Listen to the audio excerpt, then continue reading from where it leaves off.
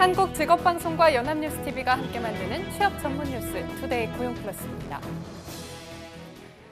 여야가 추가 경정 예산안을 둘러싼 힘겨루기를 이어가고 있습니다. 핵심 쟁점은 공무원 증원 예산인데 여야 간 입장차가 여전해서 막판까지 진통이 예상됩니다. 김혜영 기자입니다. 국회 예산결산특별위원회가 소위원회를 열고 11조 규모의 추가 경정 예산안 심사에 본격 착수했습니다. 핵심 쟁점은 공무원 증원을 위한 예산 80억 원입니다. 여당은 정부 원안대로 추경안을 처리해야 한다는 입장입니다. 민생과 국민 안전에 꼭 필요한 공무원 증원이라며 그 효과가 양질의 민간 일자리 확대로 이어질 것으로 보고 있습니다. 12,000여 명의 경찰관, 부사관과 함께 보육, 보건 분야의 사회 서비스 일자리 24,000개, 노인 일자리 3만 개 등 총 7만 1,000여 명 규모의 일자리가 불필요한 자리는 아닐 것입니다. 반면 장기 재정 부담을 우려하는 야당은 공무원 증원은 절대 받아들일 수 없다는 입장입니다. 올해 편성된 본 예산부터 먼저 사용하자며 수정 필요성을 거듭 제기하고 있습니다. 올해 본 예산에 500억이 관련 비용으로 들어있는데도 불구하고 추경에 그것을 포함을 시켜서 굳이 어떤 정치 공방으로 만들어가는 것이 정부 여당이 과연 현명한가 하는 것을 거꾸로 반문하지 않을 수가 없습니다. 예결위 소위에서도 공무원 증원 자료 검토를 이유로 야당 의원들이 정회를 요청하는 등 신경전이 이어졌습니다. 여야는 국회 본회의가 열리는 18일 오후 2시 전까지 추경안을 의결할 계획이지만 막판까지 진통은 계속될 전망입니다. 연합뉴스TV 김혜영입니다.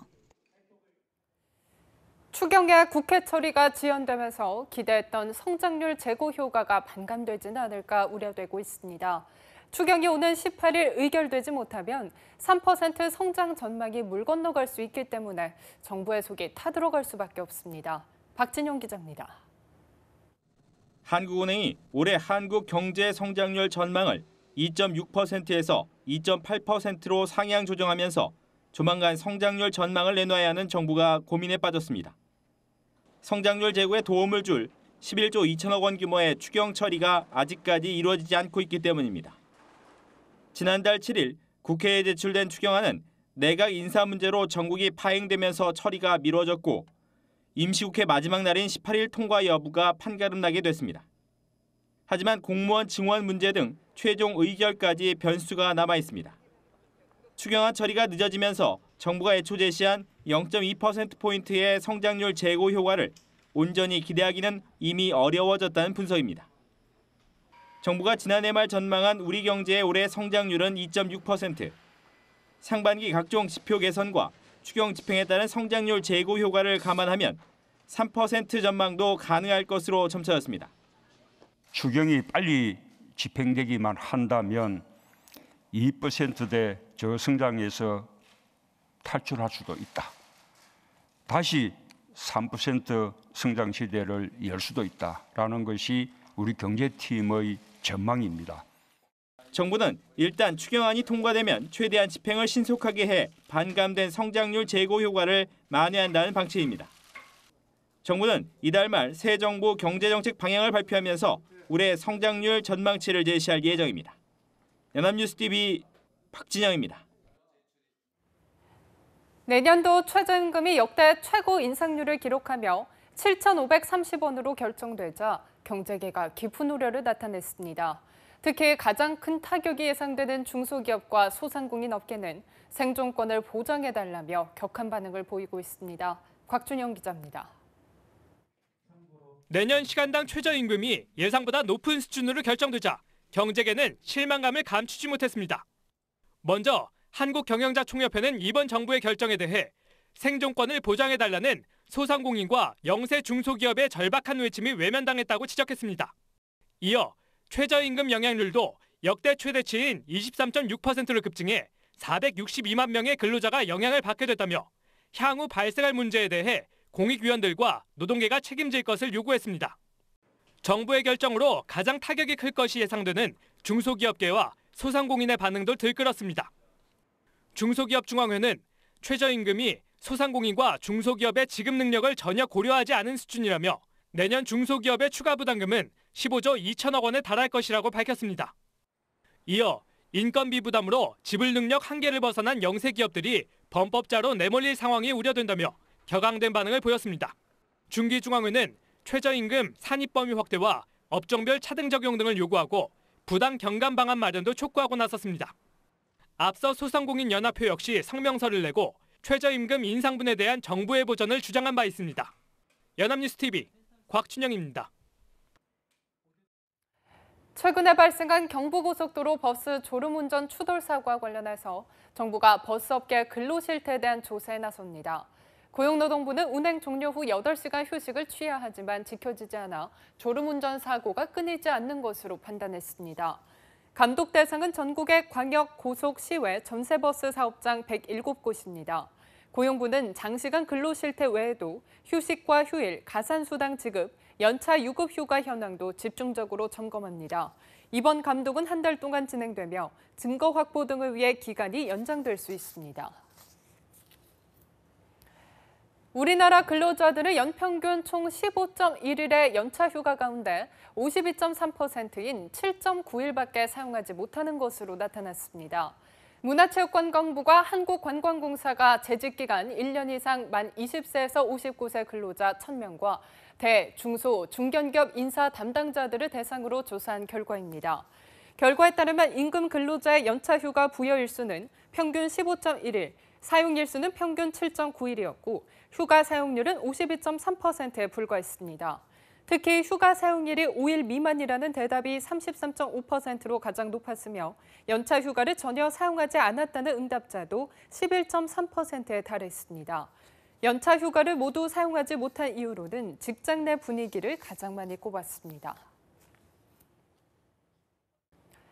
정부가 최저임금 인상으로 인한 소상공인과 영세 중소기업의 부담을 덜어주기 위해서 초과 인상분을 직접 지원하기로 했습니다. 또 카드 수수료 부담 완화와 안정적인 임차 환경 조성을 위한 대책도 내놓았습니다. 정선미 기자입니다. 내년 최저임금이 올해보다 16.4% 오른 7,530원으로 결정되자 정부가 후속 대책을 마련했습니다. 최저임금 인상으로 인한 소상공인과 영세 중소기업의 부담을 덜어주기 위한 것입니다. 이번 대책은 최저임금 인상으로 인한 추가 부담 최소화, 인건비 상승 등에 따른 고용 감소 방지, 성장 잠재력 제고와 소득주도 성장 구현의 모멘텀으로 활용한다는 3대 기본 원칙에 따라서 마련이 되었습니다. 정부는 약 3조 원의 재정을 풀어 최근 5년간 최저임금 인상률 평균인 7.4%를 웃도는 초과 인상분을 직접 지원하기로 했습니다. 30인 미만 사업체 중 부담 능력을 고려해 사업자를 선정할 계획인데 관계부처 태스크포스를 구성해 지원 대상과 금액, 전달 체계를 구체화한 뒤 내년 예산안에 반영할 예정입니다. 현재 우대 카드 수수료를 적용받는 영세 중소 가맹점 범위를 확대해 이달 말부터 즉시 적용합니다. 또 성실 사업자 요건을 완화해 사업자의 의료비, 교육비 지출 공제를 확대하고 음식점업 등의 부가가치세 부담을 줄이기로 했습니다. 안정적인 임차 환경을 위한 대책도 포함됐습니다. 보증금 임대료 인상률 상한을 현 9%에서 더 낮추고 임차인의 계약 갱신 청구권 행사 기간을 현재 5년에서 10년으로 연장하기로 했습니다. 정부는 이번 대책으로 4조 원 이상의 효과가 예상된다고 밝혔습니다. 연합뉴스TV 정선미입니다. 정부가 탈원전 친환경 에너지 정책에 속도를 내자 에너지 공기업들은 생존을 위해서 스스로 변해야 하는 운명을 맞았습니다. 일감 몰아주기 등 각종 불공정 행위를 근절해야 한다는 사회적 요구에 발맞춰서 국민들의 신뢰를 회복해야 하는 과제도 안게 됐습니다. 김종성 기자입니다. 한국수력원자력은 신고리 5, 6호기 건설 중단으로 1,000억 원의 손실을 입을 전망입니다.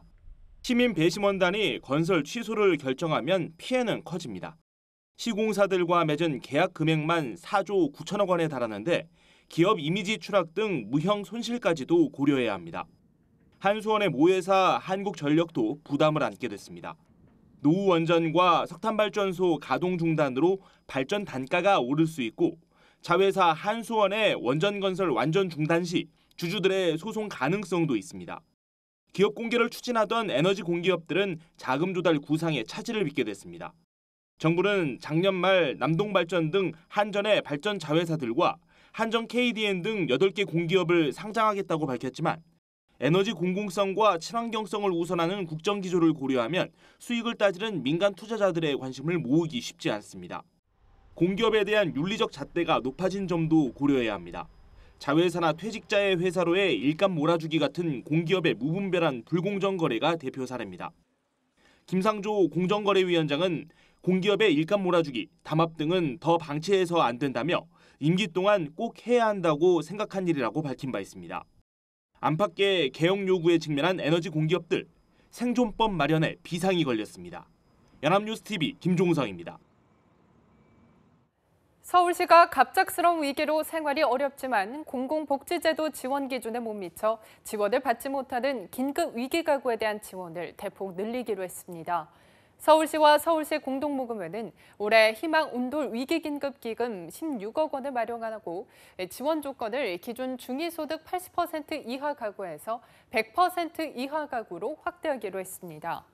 생계비와 주거비, 의료비 등에 한해 월 30만 원까지 지급하던 지원금도 100만 원으로 늘립니다. 기금 지원을 원하는 가구는 종합복지관이나 동주민센터 등에서 신청할 수 있습니다. 한국직업방송 그녀가 돌아왔다에서는 공공사회서비스 일자리 특집을 화요일 그리고 수요일 이틀에 걸쳐서 방송합니다. 아이 돌봄부터 시작해 장애인 활동 지원, 그리고 노인 돌봄까지 공공사회서비스 일자리에 대한 여성들의 관심이 높아지고 있습니다. 그녀가 돌아왔다에서는 공공사회서비스 제도와 함께 관련 분야에는 어떤 직업이 있으며 또 어떻게 채용될 수 있는지를 알아봅니다. 18일 화요일 장애인 활동 지원 서비스 편에서는 관련 전문가들과 함께 장애인 활동 지원 제도에 대해서 살펴보고 현역 활동 보조인으로 일하고 있는 여성 직업인과 함께 그녀의 삶과 직업 현장의 다양한 이야기를 들어봅니다. 19일 수요일 노인 돌봄 서비스 편에서는 관련 전문가들과 함께 노인 돌봄 서비스 제도에 대해서 살펴보고 현역 요양보호사로 일하고 있는 여성 직업인과 함께 그녀의 삶과 요양보호사로 겪었던 경험담을 이야기해봅니다.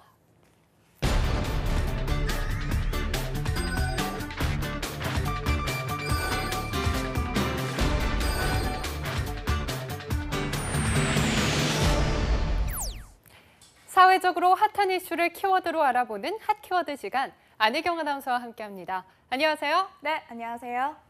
네, 핫키워드 시간입니다. 한 주가 시작되는 월요일이 돌아왔습니다.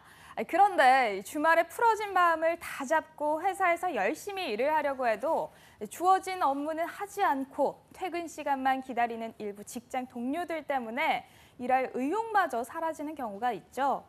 몇 년 전에 그런 사람들을 일컫는 신조어가 생겼다고 하는데 혹시 석 아나운서는 그런 신조어에 대해서 들어보신 적이 있으신가요? 글쎄요. 혹시 월급 도둑 이런 말 아닐까요? 네, 비슷합니다. 바로 정답은 월급 루팡인데요.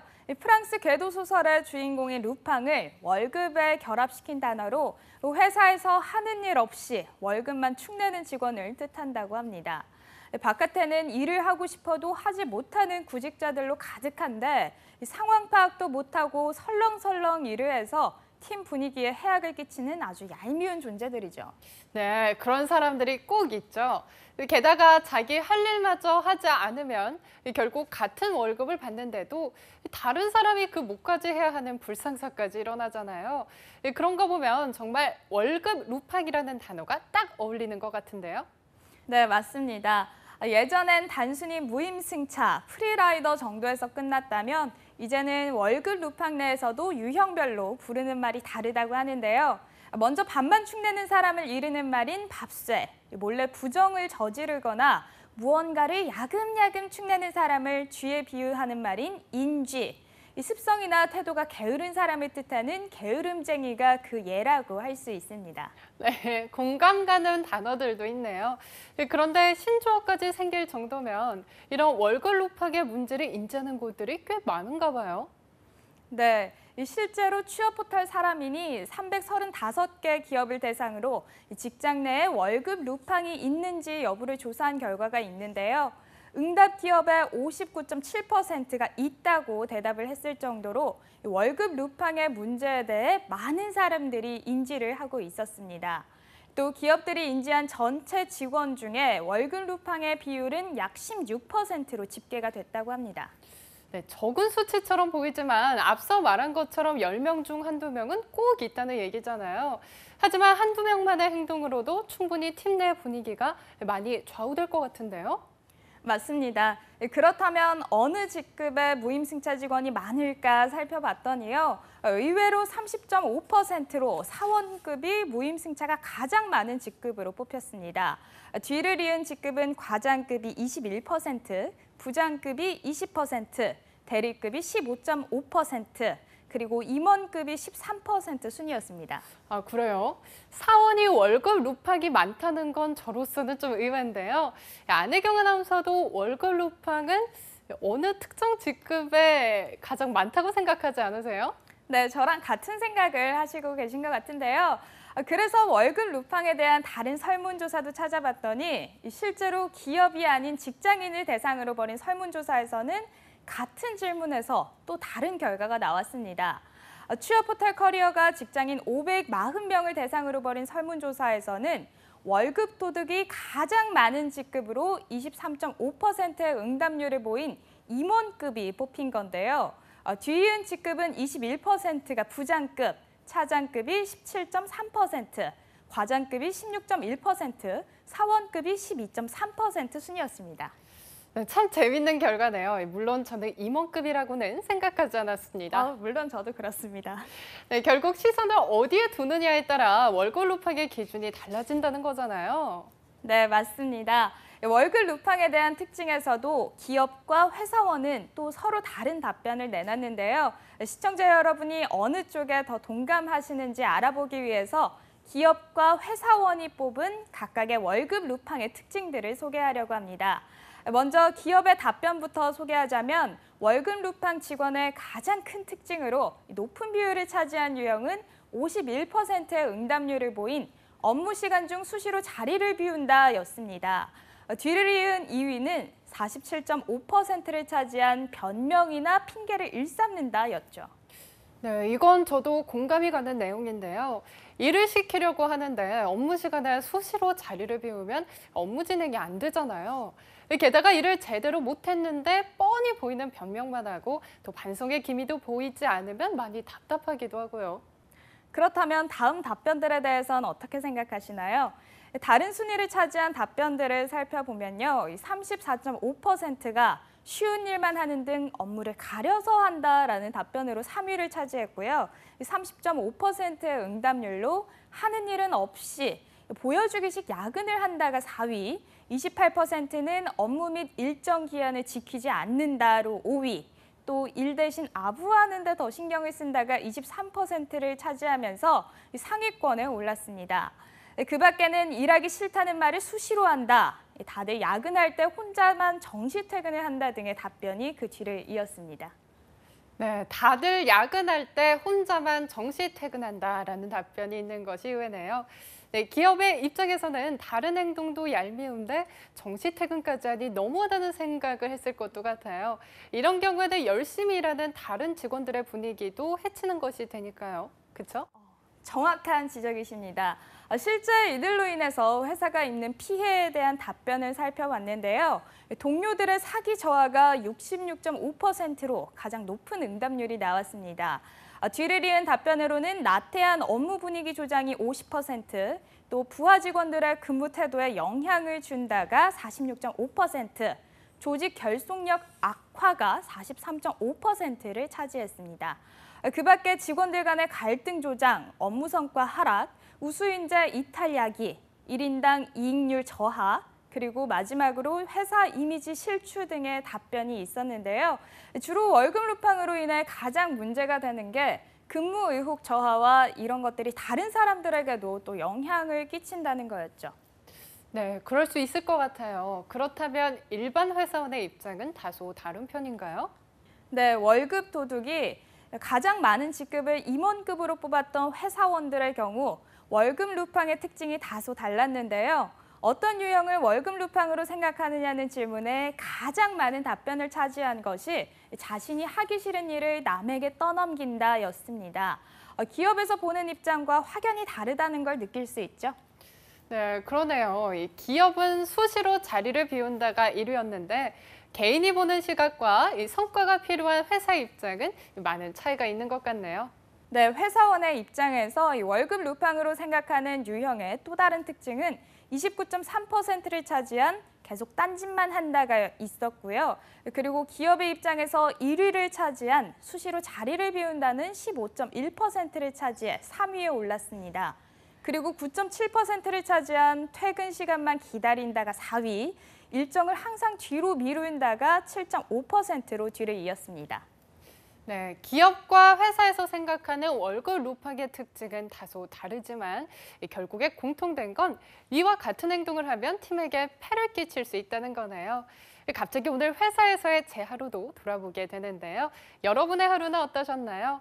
부디 내일은 월급 루팡 때문에 속 썩는 일이 없는 상쾌한 하루가 되기를 바라겠습니다. 지금까지 핫키워드 안혜경 아나운서와 함께했습니다. 고맙습니다. 네, 고맙습니다. 투데이 고용 플러스 오늘 준비한 소식은 여기까지입니다. 시청해주신 여러분 고맙습니다.